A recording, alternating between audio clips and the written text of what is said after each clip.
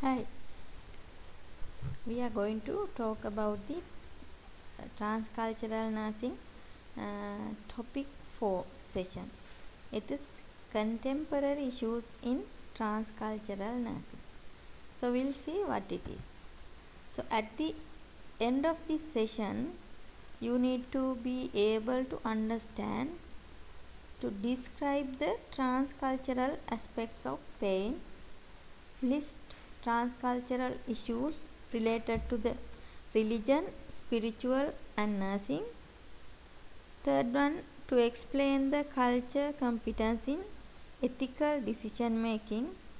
And last, elaborate on the cultural sensitivity for end of life care. So in the introduction, we'll see what it is. Increasing number of multicultural population poses significant challenge to nurses in providing individualized and holistic care to the patient. So there are many number of different cultural people will come to the health sector to take the treatment, to get the services and for many things. So nurses need to be equipped with knowledge and skills to be culturally competent when dealing with issues of life and death, including pain and suffering. So there are many areas where we need to see. Sometimes it might be a kind of incurable disease, or sometimes they are about to die. So in such kind of situation, we need to directly work with the family, and we need to get their concerns, and we need to provide the support and comfort. To go ahead with that, it is very important to understand their cultural competencies or the cultural beliefs and practices. So then only we can support for them to go ahead with their cultural practices with the nursing care and also involved in the medical practices. The cultural competency of nurses helps in ensuring patient and family satisfaction with positive outcome, because if we are considering their needs related to the cultural and spiritual, it is very important to understand and respect them.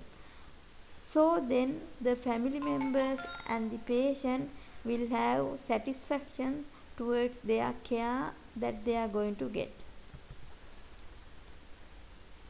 So basically, when they are in a kind of critical situations, especially with kind of cancer, trauma or something, the pain is play a major role in their health.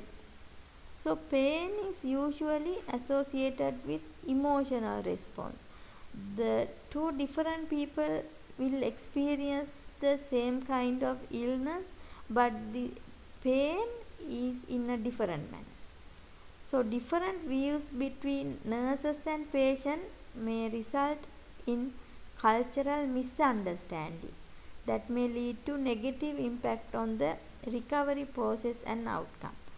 So nurses need to understand what they think about their pain and how they are going to overcome this pain issue by using their different cultural beliefs and the practices.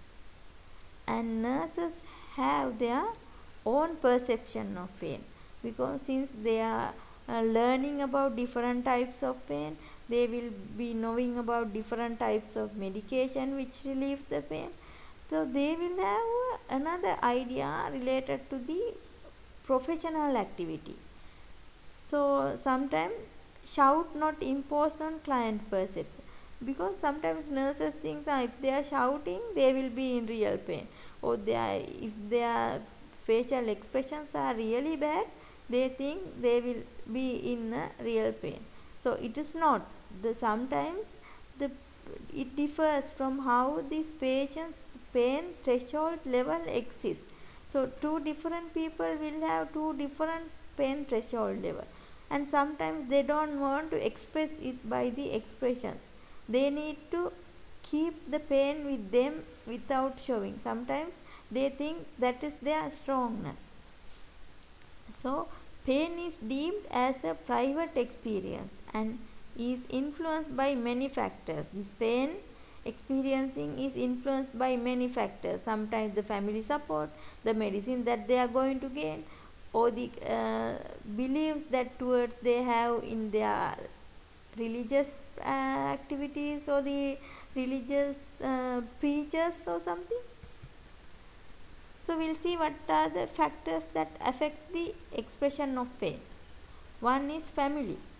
Experience and attitudes of one's family is a factor that affects one's response to painful situation.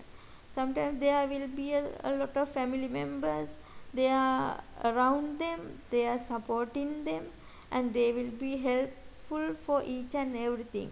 Not only the physical support, the emotional support or the spiritual support. So everything will contribute to have how they are going to express their pain. And different cultural groups, the attitudes towards pain and behaviors are different in every culture. So cultural responses to pain is divided into two categories. There are two major categories, stoic and emotive. So for example, patients with stoic response are less likely to express their pain. So they will be keeping the pain and not expressing many expressions. So whereas emotive people or the emotive patients will verbalize expressions and shouting or all the time concerning about their pain. Those are the people kind of emotive type. And another factor is going to have an expression on pain is emotional. The perception of pain varies among patients, as I told, and thus the emotional expressions are also varied. So in some cultures, expressions are encouraged.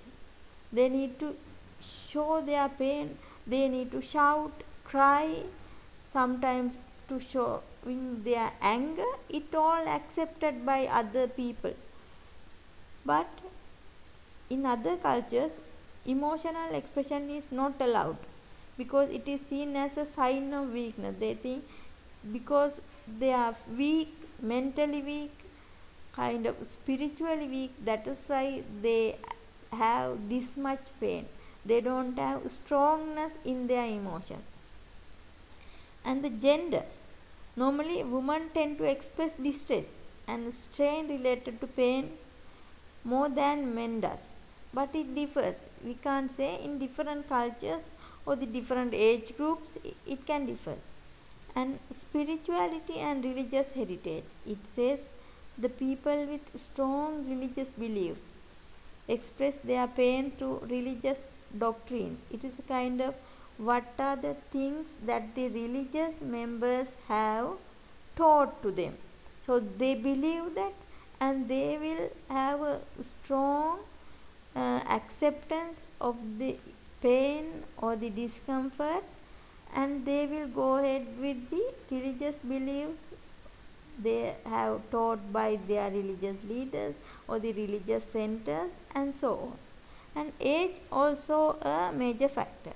Biological and psychological aspects related to age influence the elderly perception and experience of pain. Elderly people may believe that age is a biological and psychological aspect related to age. It influences the elderly perception and experience of pain. So how they see pain is a normal part of aging and should be tolerated.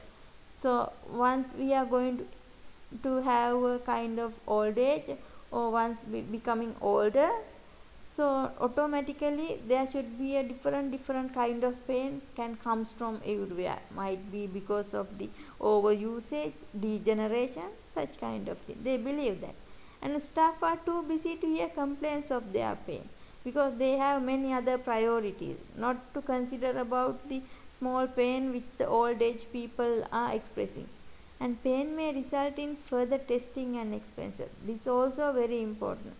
So these people believe if I have pain in somewhere, they will be doing many tests that also itself can cause the more pain, and it gives more expenses, need to spend more money. And ambivalent about the benefits of pain relief. It's sometimes with the pain relief we can't guarantee how much you will get. It is there, it will be there, so you will get temporary solution likewise. And some people reluctant to express the pain, so if they are expressing, they think uh, it might be a burden to others, or they will give different kind of things to solve, and those things will cause many other different issues likewise. And need to study about culturally competent nursing care patients in pain. It is very important, as I told, according to the age, gender, and different sexual orientation, and different continent where they live, and the economical stages or the status where they in. It all matters about to accept the pain or the discomfort. Rich people think, why we have lot of money, so and we are no need to suffer this much. But the poor people think, if they are not able to get the higher healthcare facility, and they think, so this is how we have to live. So as nurses, it is important to understand the different cultural competencies. Then only you can go ahead with and give proper nursing care which related to the different age group people and different cultural beliefs and practices. Sometimes this kind of people need to bear the pain. They think that it is a kind of punishment that given from the God or somebody, so I have to accept. So if the nurses need to go and keep on the medicine and things, they will not accept. They will not show their pain expressions, thinking that others will give unnecessary things. And next one, religion and spiritual beliefs and culture, also very important to understand. Religion is an organized system of beliefs and concerning cause, nature and purpose of the universe. It says how you live, how you born, for what you need to live, and what kind of world this is, and why the diseases are caused, and many, how you will be having the end of life, and what kind of manner you are going to end your life. They think everything is decided by the religion. Many people think like that. So each religious dimension has a different significance that relates to matters of health and illness, as I told. They have many different beliefs about the health and illness. An individual may develop their own priorities based on the dimension of their own religion. So according to their own religion, they think that this disease is because of some issue or some malpractice which I have done, and if it is done, I have to suffer likewise. So spiritual nursing care is a form of care that helps to assist patients in integrating their own religious beliefs and practices into ultimate reality that gives meaning to their life. So spiritual nursing care is very important. As a nurse, you need to understand these spiritual needs of different kind of cultural people, and you need to adapt your nursing care based on their spiritual background where they have different beliefs and practices. So then only the people will have the ultimate understanding of the care and their culture, where they need to go together towards their life or the end of life. So spiritual care is often neglected due to many factors. Sometimes nurses view religious and spiritual needs as private matter. They will be considering there are many people with many different cultures, so their own ideas or the concern related to their religion activities and practices are differ. So we don't need to consider about those things. We are there to care. And nurses are not comfortable with their own religious beliefs or deny having spiritual needs. Why nurses are not much comfortable their own religious? Because kind of basically knowledge related to many other different religious beliefs they don't have much. And nurses lack of knowledge on spirituality and religious beliefs of others. Similarly, they don't know about their own religious practices in depth. Similarly, about other things. And nurses confuse the meaning of spiritual need with psychosocial need. What the difference between spiritually need to the patient and the psychosocial need. And nurses view spiritual needs of patient as a family response. They think this spiritual needs to be fulfilled by the family members.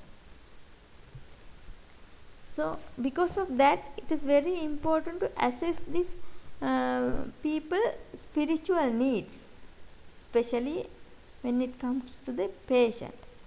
So what are the things we can see? What to ask? We can ask, what do you notice about the patient surrounding? Even you can ask from yours.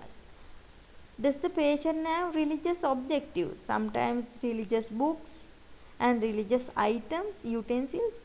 And does the patient wear clothing that has religious significance?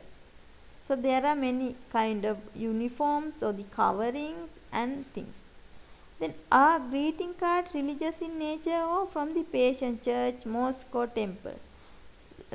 Sometimes the pictures are related to the religious leaders and things. Those things can come.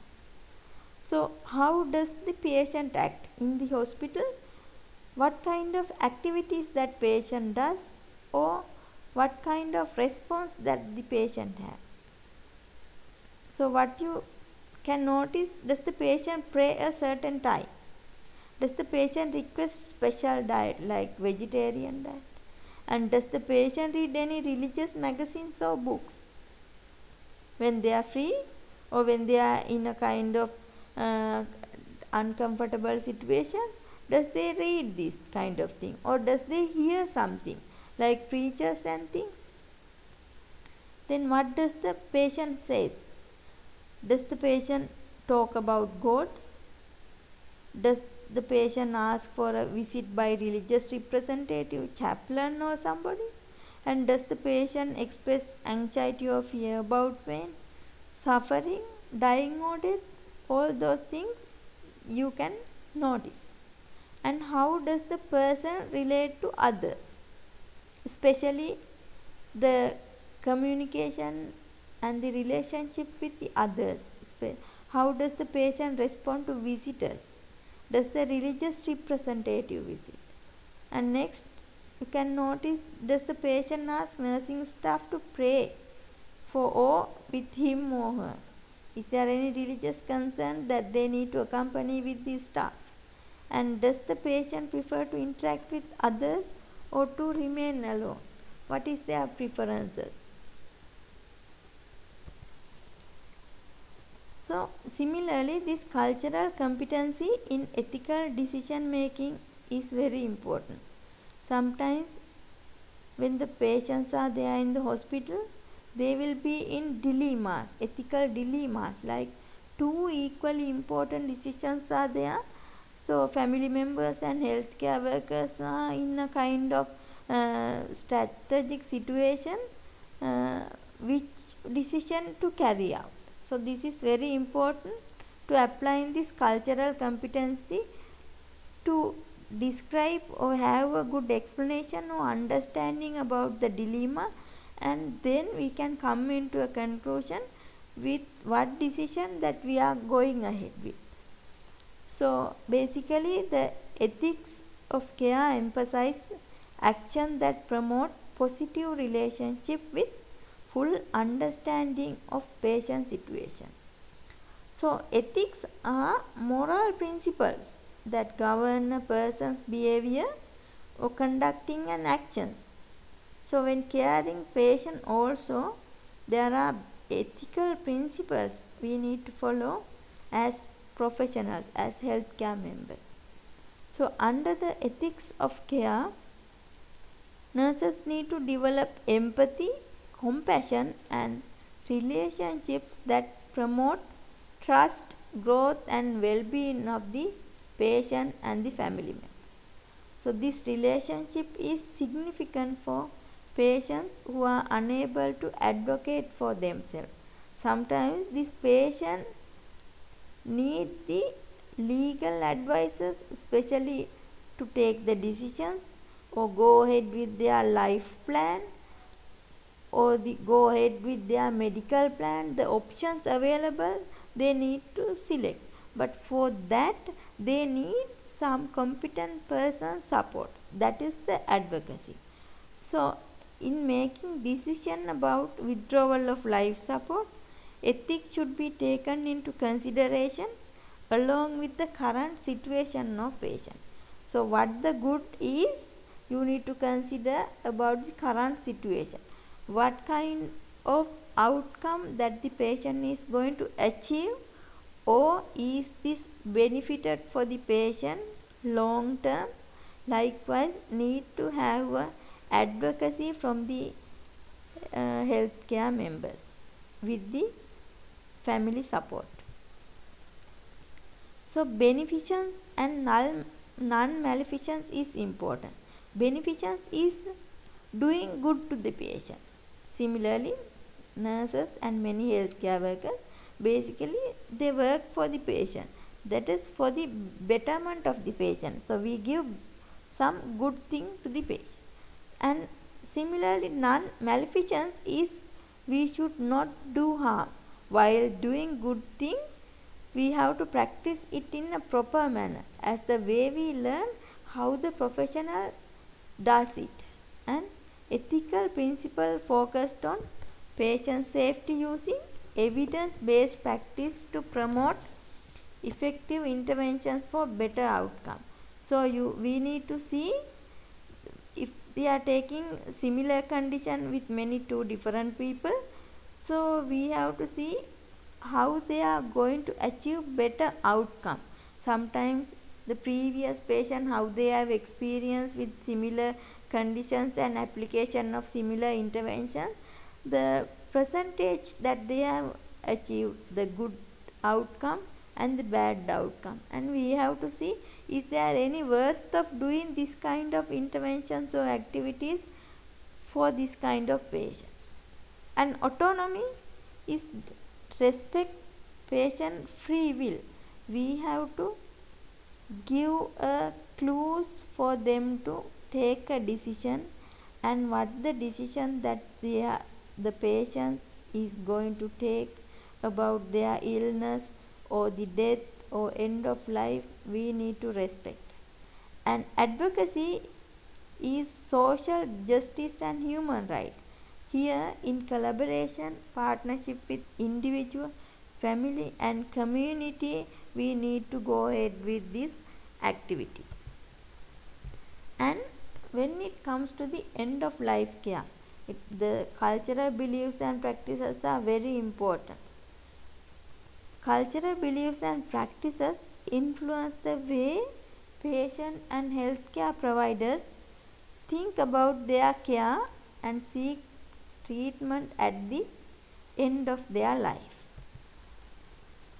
Especially when it comes to the breaking bad news is one of the important aspects in end of life care. As healthcare professionals, nurses also play an important role in breaking bad news. So how we are going to do it? Breaking bad news. Bad news is defined as any information which adversely and seriously affects an individual's view of his future. So it is not a good message that you are going to pass to the patients or the family member. And breaking bad news is a complex skill. It requires the ability to recognize and respond to the patient emotion and dealing with the stress that the bad news created. Because when you are going to break it or going to forward that bad news to the patient, you should know how to communicate basically. And after communicating that message, you need to see what kind of emotional response that the patient is having, and gradually you need to maintain that emotional in a sustainable stage. It is very important. And dealing with the stress that the bad news creates, sometimes these people will be so stressful, so angry. Sometimes they will be not accepting the problem that we have forwarded. So the team should involve the patient and family members in any decisions and maintain their hopes when there may be little. Sometimes you have to say that very few days only he is going to live, or this is a kind of end stage condition that cannot be done anything. So it is very important to understand the objectives of breaking bad news. So those are: gather the relevant information from the patient and family. This can be related to the patient disease condition, about patient's personal attitudes, practices and their characteristics, all those things. And transmit the medical information, how you are going to forward that. And provide support to the patient. How you have to understand, it is basic objective, how you are going to support to the patient in these outcomes. And encourage patient collaboration in developing a strategy or treatment for the future. So you need to take the cooperation and suggestions from the patient to develop a plan, care plan or medical plan or treatment plan, where we need to apply and going to have might be a not good prognosis, but still till they are going to end their life, how they are going to live with. It is very important to get their opinion and suggestions and make that strategy. The spikes is one of the protocol used for breaking bad news, adapted from Bale and Buckman. So we'll see what this spikes denotes. So S is for setting, how you are going to set it. Especially you need to arrange the privacy. Environment should be a private environment, so that the patient messages or the patient condition where you are going to explain will not hear by others who are lines around. It might be other patients and other patients family members likewise. So involve the family members and significant others. So family members, and is there any special people they need to be around, like especially the religious people or the healthcare members, competent healthcare members. So those people need to be keep around and sit down with those involved. So you have to make a comfortable environment to pass this, and establish rapport with patient. You have to build good relationship with patient. For the communication, it is very important. So if the patient is not trusting or he doesn't have much concern about what you are saying, so it is not able to forward this message. And manage time constraints and minimize interruption. So you have to use the time to make him understanding, and need to minimize the distractions or the interaction where lot of people comes and goes, lot of alarms or something, all those distraction, because it is going to affect directly on patient perception. So P is for perception of medical condition or seriousness.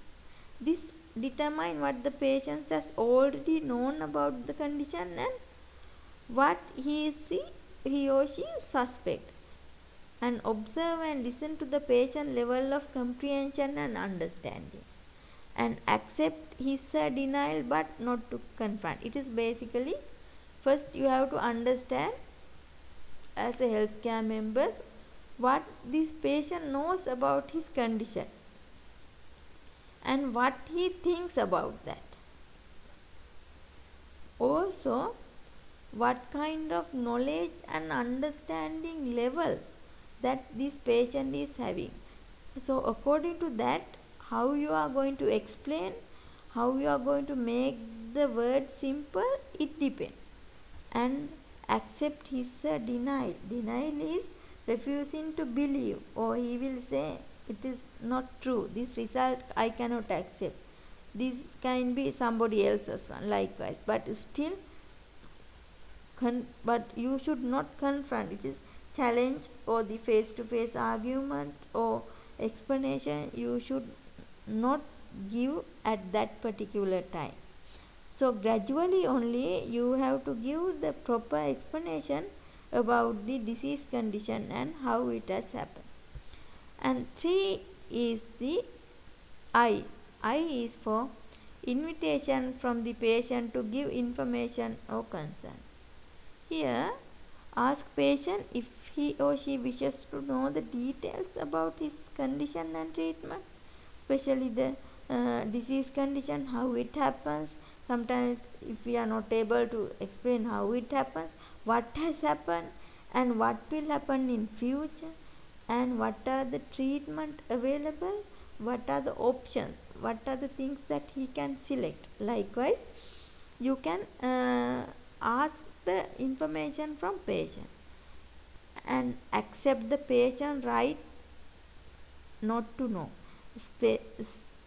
Especially patient is requesting, or the patient have the right to know what is happening in his body and what is the treatment he is supposed to take. So it is his rights to decide whether he is going to go ahead with or not. And offer to answer questions last if he or she wishes. Sometimes they will be asking questions, so you must be ready to give a comprehensive and competent answers to the patient. And K for knowledge. It is giving medical facts and advice. Here you have to use simple language that is intelligible to the patient according to the patient, and consider patient educational level, socio-cultural background and current emotional status, and give clear information in small chunks where you have to brief one by one and check the patient understanding. You can ask some simple questions to check whether this patient has understood or not, and respond to the patient reactions. Give explanation on positive aspects. First, you have to explain the positive aspects. For example, cancer has not spread to lymph nodes. If it is spreaded, you know it's critical, so highly responsive to therapy. So this kind of treatment, we have seen many good response, and even treatment available locally, any hospital. There are medicines available to combat this disease. Likewise, you have to give positive aspects. So then the patient will have the faith or the life expectation, and give facts accurately to the patient and family about treatment options, prognosis and cost. So accurate information is very important, and similar information for everybody is also important. Then only they will be having trust and they will be having the thinking of go ahead with. And E for explore emotions and sympathize. So prepare to give an empathetic response. You have to think how it has happened to me, my family, and so on. So similarly they will be suffering. So you should understand what kind of emotional disturbances that they have and identify emotions that are expressed by the patient. So you have to have skills on understanding the patient's emotion, whether they are showing sadness, silence, shock or anger. So this will help you to manage your communication. Next, identify causes, sources of emotion. Give time for patient to express his/her feeling and then respond in a way that demonstrate you have recognized connection between emotion and sources of the emotion. What make that emotions and what is the connection between those emotions. So you have to understand and you have to give time to patient to express his or her feelings. And S denotes for strategy and summary. Here, how you are going to close the interview session. It is very important. You have to summarize. Ask patient and family for feedback. You can identify whether they have understood the thing by simple question. And the other follow-up meeting, for example, I will speak you again when we have the opinion of a cancer specialist. Now, when the consultant comes, I will come to you and I will clarify your doubt. Likewise, you have to have a strategy to be with the patient on this disease and summarize the things. So, finally, culture has been recognized as one of the factors that influence a person's expression and reaction to pain. It is very important to understand. An important function of the religion is to create and nurture communal and individual spirituality. Example, through reading the Quran, the Torah or the Bible, praying, singing, and or participating in individual or communal workshop services. And spiritual nursing care assists patients in integrating their own religious beliefs and practices into the ultimate reality that gives meaning to their lives. Thank you.